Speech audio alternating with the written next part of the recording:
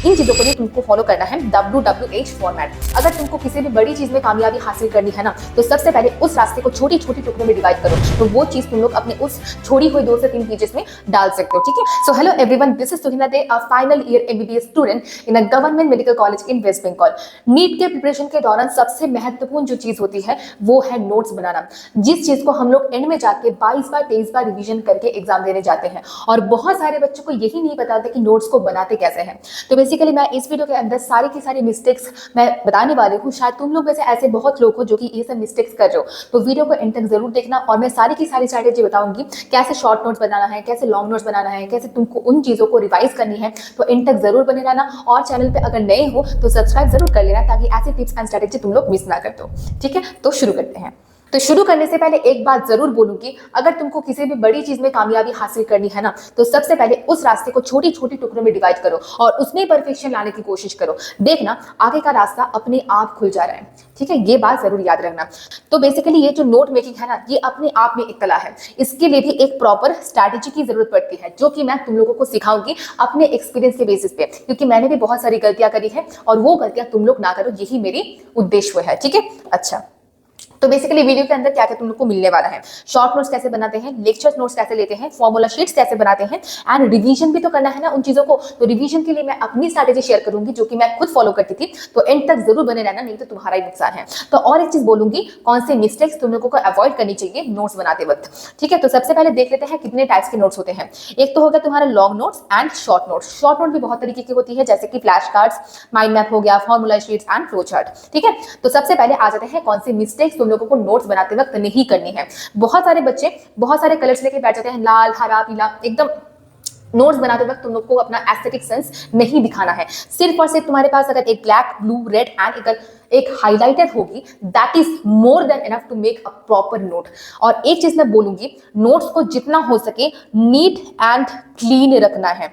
इधर ये चीज लिख दिया, इधर ये चीज लिख दिया, खिचड़ी मत पकाना। जब तुम लोग रिवाइज करने बैठोगे तुमको ही दिक्कत होने वाली है। ठीक है, तो जितना हो सके कॉपी को नीट एंड क्लीन रखनी है। ठीक है, अच्छा।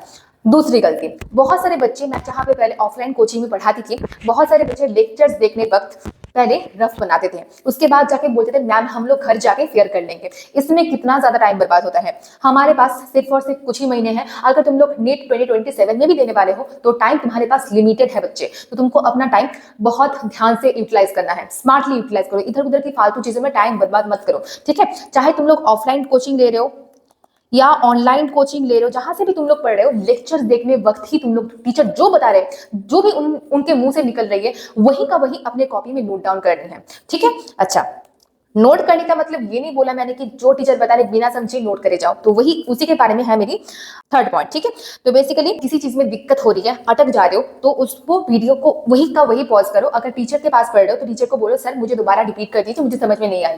क्योंकि बिना समझे अगर तुम लोग उसको कॉपी में नोट डाउन करोगे और आगे बढ़ जाओगे, जब तुम लोग उसको रिवाइज करने आओगे ना, तुमको वो चीज बैकलॉग की तरह फील होगी। नेक्स्ट हम लोग आ जाते हैं फोर्थ पॉइंट में। अगर किसी चीज को फर्स्ट टाइम पढ़ रहे हो तो वही का वही तुम लोगों को हाईलाइटिंग नहीं करनी है।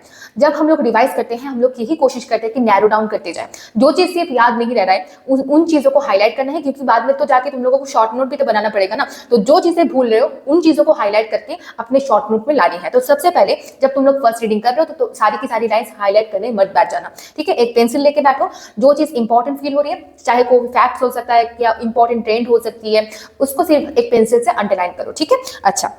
फिफ्थ पॉइंट पे, किसी और से तुम लोग हैंड रिटन नोट्स ले सकते हो, लेकिन उनको तुम लोगों को फॉलो नहीं करना है। नोट्स हमेशा अपने खुद के हैंड राइटिंग पे ही होने चाहिए। दूसरों से रेफरेंस लो, सीखो, लेकिन नोट्स हमेशा अपने हैंड राइटिंग में। ठीक है, अच्छा।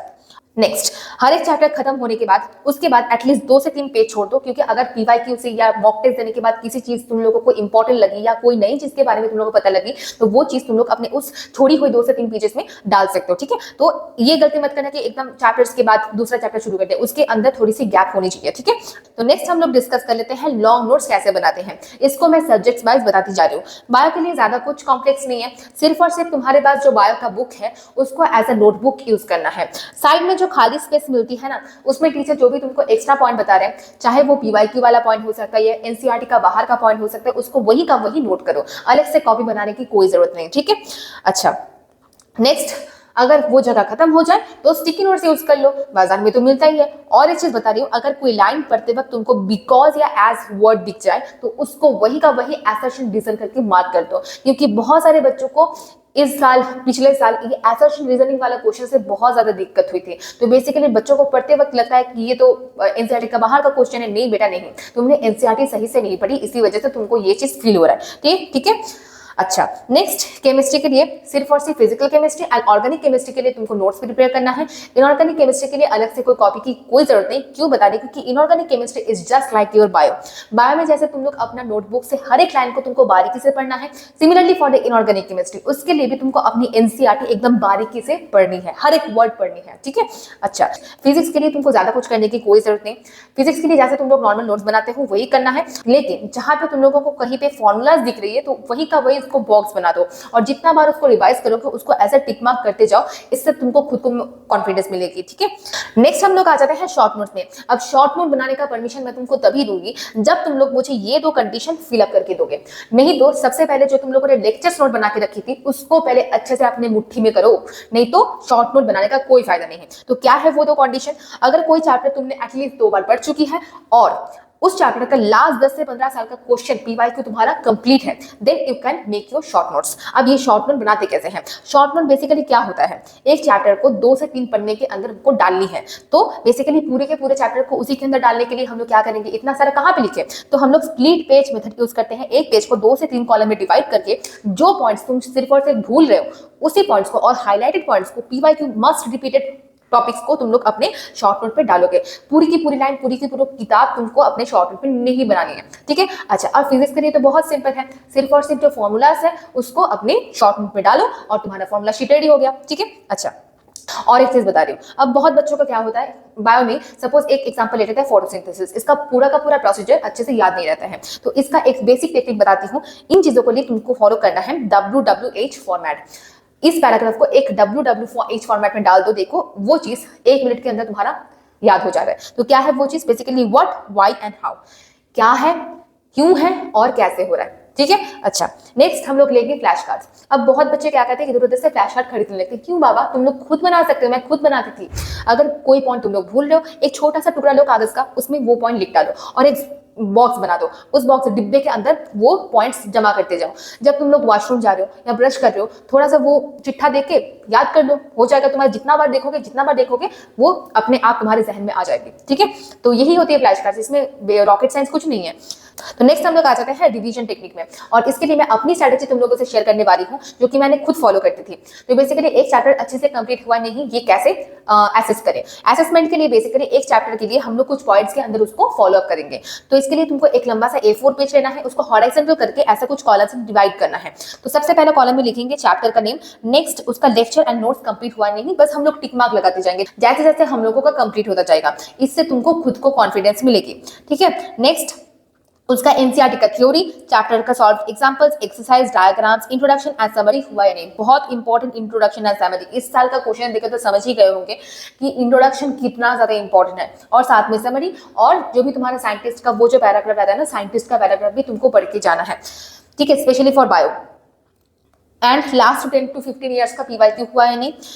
And for extra question practicing उसका मॉड्यूल्स एंड डीबीबी कंप्लीट करनी है। नेक्स्ट रिवीजन 1 हुआ या नहीं, रिवीजन 2 हुआ या नहीं, हो गया। ठीक। अब कुछ बोनस पॉइंट्स मैं तुम लोगों को बताने वाली हूँ।